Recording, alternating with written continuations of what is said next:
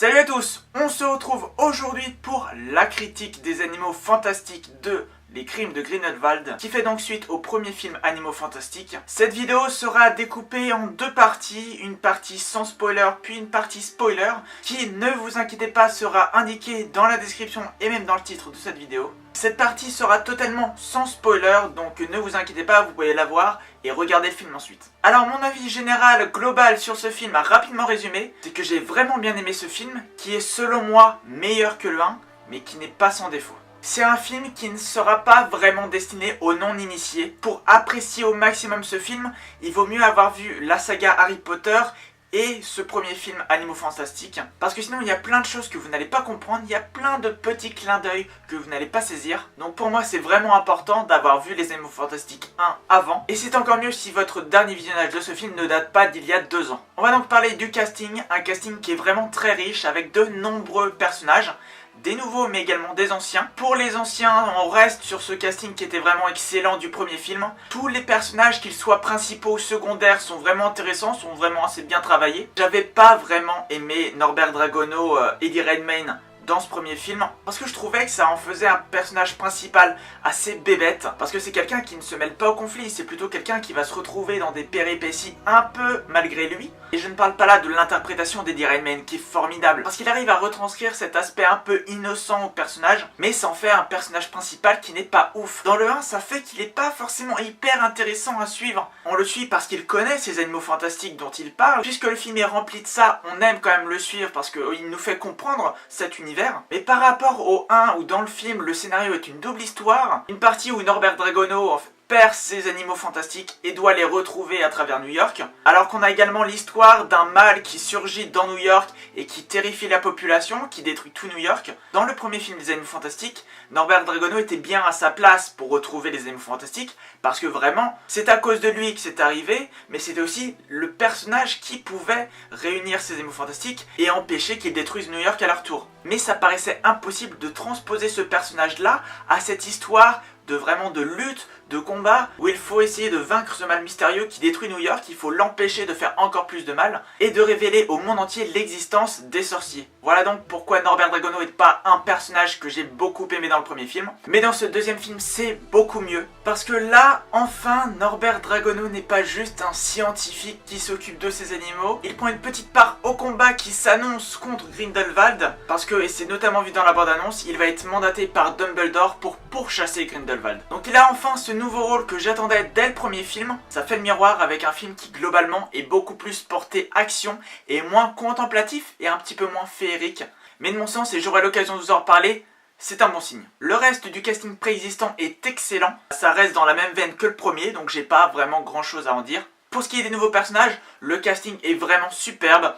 On a Jude Law en jeune Dumbledore qui est vraiment excellent là aussi. Il arrive à retransmettre cette sagesse qu'on connaît déjà à Dumbledore, alors qu'il n'est pas forcément hyper présent dans le film, mais on ressent son aura, et juste par quelques petites mimiques de visage, on reconnaît le personnage de Dumbledore, et on lui donne déjà une grande sagesse. Jude Law est finalement un excellent choix de casting pour ce rôle de Dumbledore, parce qu'il insuffle un charisme au personnage qui peut rivaliser avec le Dumbledore qu'on a connu. Et Jude Law de base est un acteur avec un grand charisme, donc ça collait parfaitement. Johnny Depp est une nouvelle fois au casting après avoir fait une petite apparition dans le 1. Vous le savez, il incarne Grindelwald et il le fait vraiment plutôt bien. Johnny Depp, c'est un acteur que j'aime beaucoup mais qui est sur une pente descendante depuis quelques années. Ça fait vraiment du mal de le voir comme ça. Mais là, vraiment, avec ce film, on le retrouve. Et pourtant, il ne fait pas du Johnny Depp. C'est pas la même composition de rôle, par exemple, qu'on a pu voir dans Pirates des Caraïbes. C'est un personnage là qui est plus mature, qui est plus posé, plus réfléchi et qui porte de vrais arguments, même s'ils ne sont pas forcément tous recevables. Il y a plein d'autres nouveaux personnages qui sont introduits dans ce film. Je pense notamment à Leta Lestrange, à Thésée Dragono qui avait déjà été évoqué dans le premier. Des personnages comme également Nagini. C'est finalement plein de clins d'œil comme ça qui renvoient à l'ancien et au nouveau. Des clins d'œil qui sont pas forcément toujours utiles, j'aurai l'occasion de vous en reparler, mais c'est des clins d'œil qui font quand même plaisir à voir. Pour parler rapidement des effets spéciaux de ce film, c'est des effets spéciaux qui sont vraiment top, qui sont très jolis, mais ça n'a rien d'exceptionnel non plus. C'est assez basique par rapport à ce qu'on a déjà pu voir sur la saga Harry Potter ou même sur le premier film Animaux Fantastiques, mais même s'ils sont pas extraordinaires, ils sont réussis et c'est quand même un bon point à souligner. C'est notamment un bon point à souligner parce que ce film a beaucoup de défauts. Je l'ai dit, j'ai bien aimé ce film, mais il n'en reste pas moins qu'il y a des choses qui ne vont pas dans ce film. Notamment le scénario. toujours sans spoiler, c'est un scénario qui est vraiment très décousu. Parce qu'à la différence des films de la saga Harry Potter et même de ce premier film Animaux Fantastiques, où on avait vraiment une construction avec une base de départ, avec des événements qui s'enchaînaient, qui menaient à un final, un climax qui restait impressionnant, et avec une petite baisse de régime pour introduire les nouveaux films, pour redescendre un peu la pression. Dans ce film-là, Les Animaux Fantastiques 2, Les Crimes de Grindelwald, c'est plutôt une succession de péripéties qui s'enchaînent, qui sont assez décousues, qui n'ont pas forcément de lien entre elles. En tout cas, on n'a pas cet effet de succession, de progression dans l'histoire, avec un moment final qui va être épique. Dans tous les films Harry Potter, à part vraiment le 7 partie 1, on a eu cet aspect petite base, succession et grand final. Et même dans les Animaux Fantastiques, on sent cette progression. Au départ, on découvre Norbert qui, au final, va perdre ses animaux. Donc, il y a une progression, il va falloir tous les récupérer. Également, il y a une enquête qui se déroule pour découvrir qui est ce mal qui détruit New York. Donc, on a vraiment ce sentiment de progression à travers ces films-là, ce qu'on n'a pas vraiment dans les Animaux Fantastiques 2. Et cet enchaînement de péripéties qui n'a pas vraiment de structure, en tout cas de structure de progression, ça fait que la scène qui doit être intense, qui doit être vraiment le climax de ce film, ça n'en fait pas une scène hyper grandiose. Ça en fait plutôt une scène assez lambda par rapport aux autres scènes de ce film, et du coup on perd vraiment ce côté impressionnant de la scène, d'autant plus que ça reste une scène importante et fondamentale de ce film, mais on perd un peu ce côté grandiose, ce qui est vraiment dommage. Également, et ça colle parfaitement à tous les films de la saga Harry Potter et même à ce premier film Animaux Fantastiques, c'est que ces films-là vraiment se suffisaient presque à eux-mêmes. En tout cas pour les Animaux Fantastiques, on découvrait une nouvelle histoire et de nouveaux personnages, la fin bien sûr amenait sur la suite, mais on aurait pu très bien regarder le premier film sans avoir de nouveau, parce que le film est construit comme ayant un début, un milieu, une fin. On pouvait très bien le considérer comme un film stand-alone, alors que ce deuxième film, vraiment, ça n'a rien du tout à voir. Il est vraiment préférable d'avoir vu le premier film pour se rendre compte vraiment que ce deuxième film ne se suffit pas du tout à lui-même. Ce film possède des choses intéressantes, c'est indéniable, mais ce film est également perceptible comme une introduction au troisième film qui va arriver, parce qu'ils n'ont pas la même construction. Je l'ai dit, le 2 c'est plus une succession de péripéties qui va poser des bases, présenter des personnages, qui va surtout parler d'une action qui a introduit au prochain film.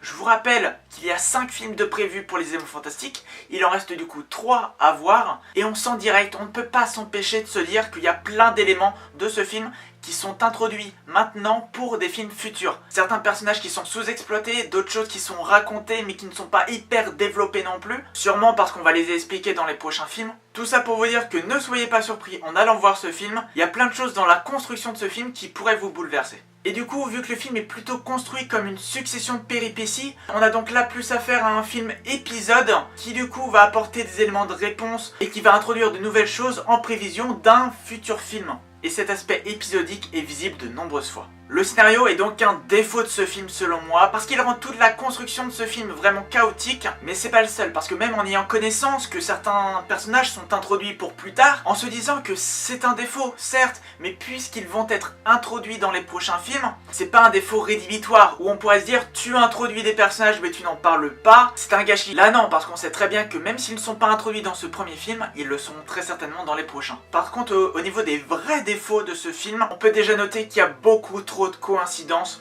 qui amènent tous les personnages à Paris. Parce que vous le savez, c'est dans toute la com du film en France et même dans les bandes annonces, l'action se situe à Paris et chaque personnage va à Paris pour des raisons différentes. Ce qui fait que leur réunion, que ce soit des personnages méchants, des personnages gentils, des personnages secondaires, des personnages principaux, cette relation-là est vraiment fake. Ils n'ont pas réussi, à mon sens, à apporter un peu de naturel dans ces retrouvailles. Tout ça paraît vraiment forcé et c'est dommage. Je vais pas rentrer dans les détails pour ne pas vous spoiler, mais vous allez le voir en regardant ce film, c'est pas vraiment fait de façon très discrète. En parlant de Paris, Paris est totalement inutile à cette histoire. Vraiment, ça aurait pu se passer dans une autre ville d'Europe, que ce soit Berlin, Madrid ou je ne sais où, que l'action aurait été pareille. En plus, ils n'ont même pas fait l'effort de tourner vraiment à Paris, ils ont tourné presque tout en studio, ce qui montre à quel point que Paris est totalement inutile. Il y a énormément de plans larges sur Paris, mais qui ont été faits en studio, mais c'est sûr. Et c'est pas là un problème d'effets spéciaux, c'est juste que ça se voit à des kilomètres, parce que les plans sont larges. On a finalement très peu de plans ciblés avec des personnages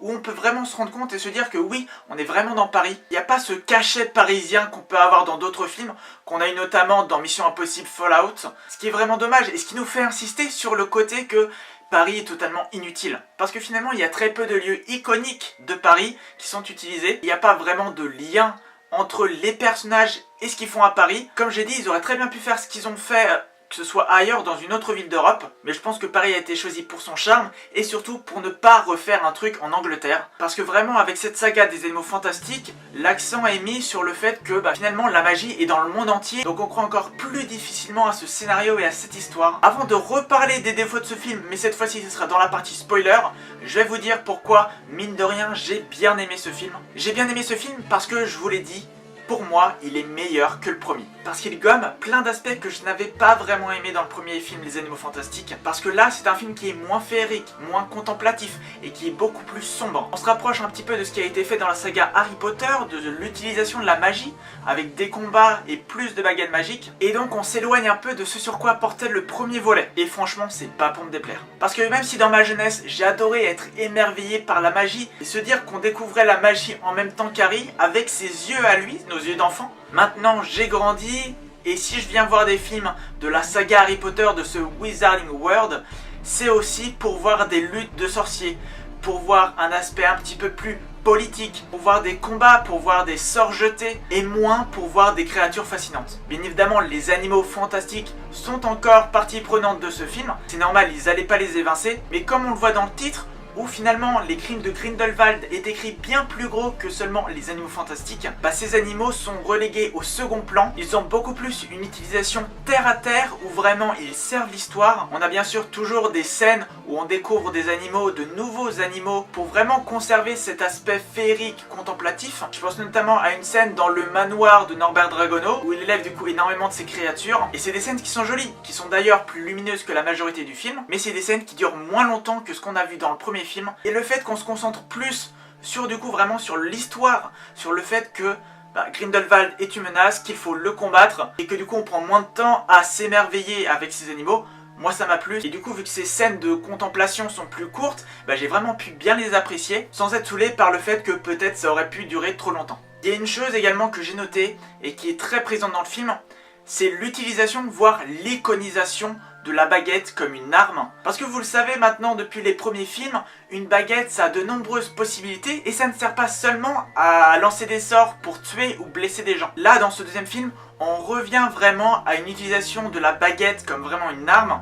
Il y a plein de plans où vous voyez des baguettes et vous pouvez imaginer très bien les personnages tenir des pistolets à la place, ce qui du coup nous indique que vraiment ce film est un film d'action et qu'il prépare à une potentielle éventuelle guerre future. J'ai trouvé ça vraiment intéressant et je me devais de vous le signaler. Par contre, puisque ce deuxième film est un peu plus action et moins contemplatif, c'est clair qu'il est moins féerique et du coup c'est légitime de dire qu'il perd un peu de son identité. Le premier film nous présentait un casting totalement différent, une ville totalement différente. Il voulait vraiment se détacher de la lutte qu'on venait d'avoir avec Lord Voldemort il y a quelques années. C'était vraiment un film qui avait pour but de nous faire rêver, de nous présenter ces animaux fantastiques qui peuplent ce Wizarding World, et non pas seulement de parler de sorciers, de sorcières et de combats de baguettes magiques. Donc même si j'ai moins aimé ce premier film, il avait un parti pris qui était vraiment intéressant, et c'est du coup quelque chose qu'on retrouve beaucoup moins dans ce deuxième film. Je vous l'ai dit, le titre, Les Animaux Fantastiques, est beaucoup plus petit par rapport au crime de Grindelwald. Ça se voit par le nombre d'animaux fantastiques qui sont beaucoup moins présents. Ça se voit aussi par leur utilisation, où là vraiment, je vous l'ai dit, c'est plus à des fins pertinentes pour utiliser les animaux dans l'histoire et moins pour nous présenter un univers fantastique. Certains apprécieront qu'on se concentre moins sur eux, c'est mon cas, mais d'autres moins. Avant de passer à la partie spoiler, je vais vous parler des petits clins d'œil qu'il y a dans ce film, qui sont certains fanservice, d'autres non. Parce que ces clins d'œil, il y en a plein dans le film qui ne sont pas forcément très appuyés et ils font plus sourire qu'autre chose, ils ne déconcentrent pas en tout cas du film. Et c'est pour ça aussi que je vous dis qu'il faut vraiment avoir vu la saga Harry Potter avant et le premier film, Les Animaux Fantastiques. Parce que comme ça, ces clins d'œil, vous allez beaucoup plus les apprécier. Ça ne vous détourne pas du film, mais ça fait plaisir à voir et ça fait sourire. On le sait depuis la bande-annonce, ce film va faire un petit retour à Poudlard. Les principaux clins d'œil sont dans la bande-annonce. La scène de cours de défense contre les forces du mal avec la scène de l'épouvantail, le miroir quand on voit quelques couloirs de Poudlard. C'est des petits clins d'œil qui servent l'histoire, qui ne sont du coup pas là forcément que pour du fanservice. Et même ces clins d'œil qui peuvent être fanservice ne sont pas juste là pour faire plaisir aux spectateurs, ils ont également une autre utilisation. Et quelque chose de vraiment bien dans ce film, c'est que ces clins d'œil là ne sont vraiment que succincts et on n'en fait pas des caisses autour. Notamment pour vous donner un exemple, un clin d'œil totalement fanservice qui est inutile à l'histoire, mais ça ne dure pas très longtemps et donc ça fait vraiment plaisir à voir. C'est quand Dumbledore cite le nom de McGonagall. C'est rien, ça aurait pu être évité, ça ne sert en rien l'histoire, mais entendre ce petit nom et la petite voix de McGonagall, ça fait vraiment plaisir. Il y a également dans ce film Les Animaux Fantastiques 2 l'apparition d'un personnage qui a été déjà cité dans les films Harry Potter, et cité comme étant vivant, ce qui fait que quand on voit ce personnage, ça ne crée aucun enjeu. C'est un clin d'œil sympathique à voir, qui est totalement inutile. Je vous donnerai son nom dans la partie spoiler. Mais puisqu'on sait dans les films Harry Potter que ce personnage est vivant, il n'y a aucun enjeu à son propos. On sait que même s'il fait partie de ce film, il n'y a rien qui puisse lui arriver, puisqu'il est dit comme vivant dans les films Harry Potter. Bien sûr, il y avait aussi plein de clins d'œil fanservice dans le premier film Les Animaux Fantastiques, notamment Dumbledore, Grindelwald, qui fait même une apparition à la fin du film, Poudlard, mais tous ces clins d'œil, à part un chouïa Grindelwald, c'était des clins d'œil oraux en fait. Des clins d'œil où on ne pouvait pas mettre une image sur ce qui était dit. Parce que le premier film voulait se concentrer sur l'aspect nouveauté, sur le fait qu'on ne fait pas une nouvelle saga Harry Potter. Que ce soit vraiment un changement radical, avec de nouveaux personnages, avec un tout nouveau casting, une toute nouvelle ville, une toute nouvelle histoire. Il fallait tout de même le relier par quelques petits indices à cet univers Wizarding World, mais c'était des clins d'œil très légers. On va donc terminer cette critique avec une partie spoiler. Si vous n'avez pas vu le film, allez-y. Si vous avez les mêmes avis que moi sur le premier film, vous allez préférer globalement, je pense, le deuxième. Et de toute façon, il vaut mieux que vous alliez le voir, que vous fassiez votre propre avis sur la question, parce qu'il y a un peu de tout qui se dit sur ce film. Il y en a qui disent que c'est vraiment un très bon film, d'autres que c'est vraiment un film nul à chier. Et avant de vous faire un avis vraiment arrêté, je vous conseille de le voir parce qu'il est vraiment pas si mal que ça. Parce que tout le bashing qui se prend dans la gueule, c'est pas du tout mérité. Certes, c'est pas un film parfait, hein, loin de là, mais c'est un film qui ne mérite pas d'être traîné dans la boue comme ça. Et c'est un film qui est plutôt pas mal, même s'il introduit clairement à de nouveaux films. C'est un film qu'il faut voir, ne serait-ce déjà pour comprendre le prochain qui va arriver. Parce que voir le 3 tout seul, c'est juste impossible. On est donc parti pour cette partie spoiler. Je vous parlais il y a quelques minutes d'un personnage qui a été cité dans la saga Harry Potter, qui est présent dans ce film-là et qui est totalement inutile à l'histoire. C'est bien sûr Nicolas Flamel. Nicolas Flamel ne sert à rien du tout. Il sert juste à avoir une baraque qui soit sécurisée pour pouvoir recueillir Norbert Dragono. Il pouvait totalement être remplacé par un autre personnage. Il me semble que Nicolas Flamel est un sorcier français, donc c'est sûrement ça qui justifie que l'action se passe à Paris. En soi, vu comment le personnage est inutile, je pense que voilà, hein, l'action à Paris est inutile aussi. Ça aurait pu se passer, comme j'ai dit, dans une autre ville. Pour encore parler des personnages, on a un semblant de trio amoureux qui se constitue entre Thésée Dragono, Léta Lestrange et Norbert Dragono. Norbert et Léta, qui vous le savez, sont très amis depuis l'époque de Poudlard. Et on découvre dans ce film que Léta est avec Thésée. Du coup, on se sent vraiment mal pour Norbert parce que, même si on n'avait pas forcément envie d'une histoire romantique dans ce film, si vraiment Norbert devait avoir un love interest, je pense qu'il valait mieux que ce soit avec Léta. Parce que cette attirance de Norbert pour Tina Goldstein fait un peu fausse. Et à choisir, je préférais Léta Lestrange quand même. En parlant également de Thésée, je trouve que la relation entre Norbert et Thésée Dragono, elle est pas assez expliquée, elle est pas assez aboutie. La relation entre Grindelwald et Dumbledore est une relation encore plus fusionnelle finalement que celle de Magneto et Charles Xavier.